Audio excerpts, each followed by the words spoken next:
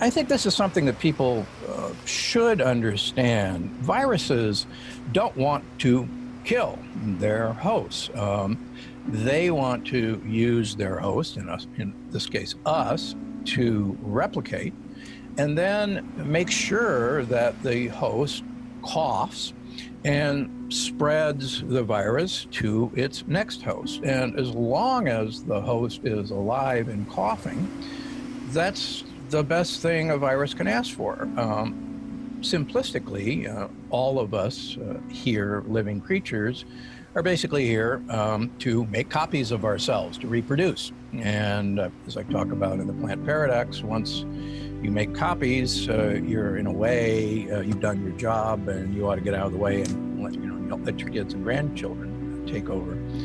Part of the problem with this particular virus is it's a cousin of the common cold, and it's actually because it behaves like the common cold in terms of its infectivity that makes it so mischievous. By that I mean, for instance, a lot of discussion, particularly in the United States, was, well, in the United States, between 20,000 and 60,000 people a year die of the flu. And early on in this coronavirus crisis, people said, well, why are we getting so upset? Because we accept that 20 to 60,000 people every year are going to die of the flu, and we don't socially distance, we don't isolate, and why should we this time? And I think the important thing for people to realize is that the flu, while certainly deadly, is not nearly as infectious, number one, as this COVID-19. And the flu has a very short incubation time, usually within 48 hours of exposure. If you're going to develop the flu, you know it. And you know it quite dramatically, headaches, fevers, you want to go to bed, you don't want to move. And so you know when you have the flu, and quite frankly, most people, when they have the flu, aren't out about spreading it. I've been an intensivist for over 40 years, and we, in 40 years in the United States, with major flus, the H1N1, other major flus, never overwhelmed our ability to ventilate patients. We never overwhelmed our ICUs. Yeah, we got busy, certainly, but we never overwhelmed our ability to ventilate patients with the flu. With the coronavirus, the problem is we're beginning to realize that many people have been infected with this, and they have a mild illness or don't even have any symptoms. Very much like many people who catch a cold, think it's an allergy, or, I just got the sniffles and that's about it.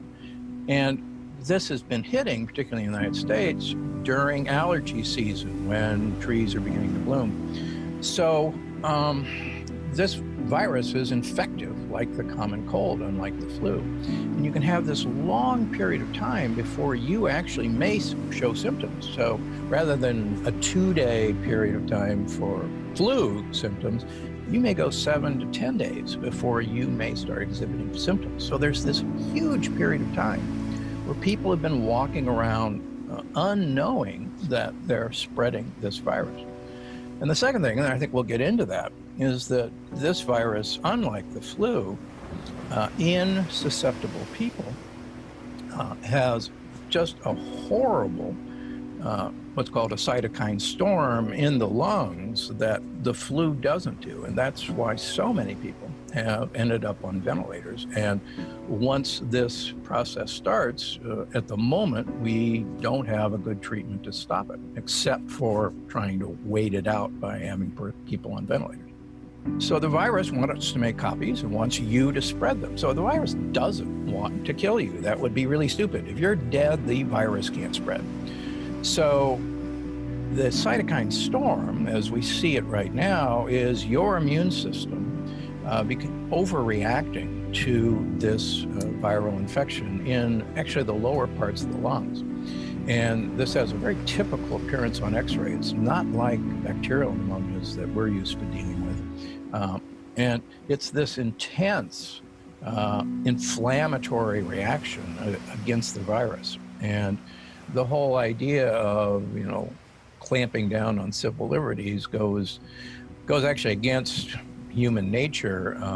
But one of the things that particularly the Brits know how to do from the World War II experience is, in fact, follow rules that are draconian to save your lives, and America to a lesser extent. But I think because of the Greatest Generation, we do have a shared experience where if you're asked to follow the rules, we're pretty doggone good at following rules.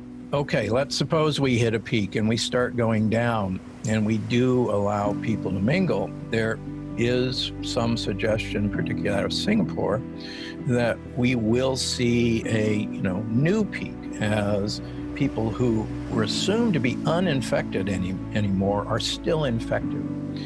And just this morning, speaking with a virologist, they are beginning to worry that this particular virus mutates very rapidly, like the common cold rapidly mutates. Here's the deal. Obviously everybody wants a vaccine, and that'd be a wonderful thing, but you have to step back for a second and realize there is no vaccine to the common cold. And we could build a vaccine to the common cold, but in 2 months that virus would mutate and we'd be at it again. We can build a vaccine to influenza, flu, but as all of us know, that virus mutates about once a year.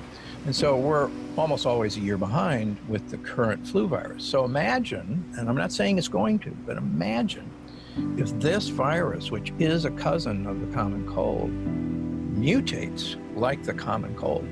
And then all these projections are sadly much lower than what may happen. So there's two things that can happen. If it's a seasonal virus, we're going to get a break, but that means it's probably going to be back next fall and winter, hopefully in its same form.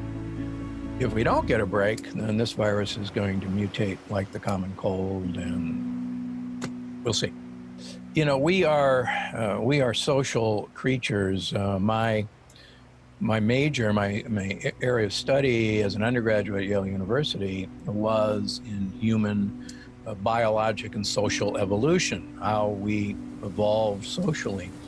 And we are, like all other great apes, incredibly social beings, and incredibly important to have individual to individual contact. Now, we don't pick fleas off of each other much anymore, but the entire social grooming, the entire social networking is very, part of our biologic makeup. And there was no question in my studying of social grouping as we evolved that this was a incredible driving force of what actually made humans rather than just great apes. Actually, the whole idea of face interaction, of looking at expressions, of watching eyebrows move up and down. One of the arguments against social media in general, or text messaging or Twitter, is you don't actually see facial expressions as someone is either praising you or cutting you to ribbons on social media. And it's that person-to-person interaction that we as a species thrive on and need. And I think that's why you see this uptick in depression, in suicides, in alcohol consumption. When you got nothing better to do, that's one of the things we treat ourselves with. And I think not only is this social distancing, there's probably a breaking point where society, the economies will collapse unless we go back to work, or simultaneously our entire psyche may collapse unless we have a way to interact.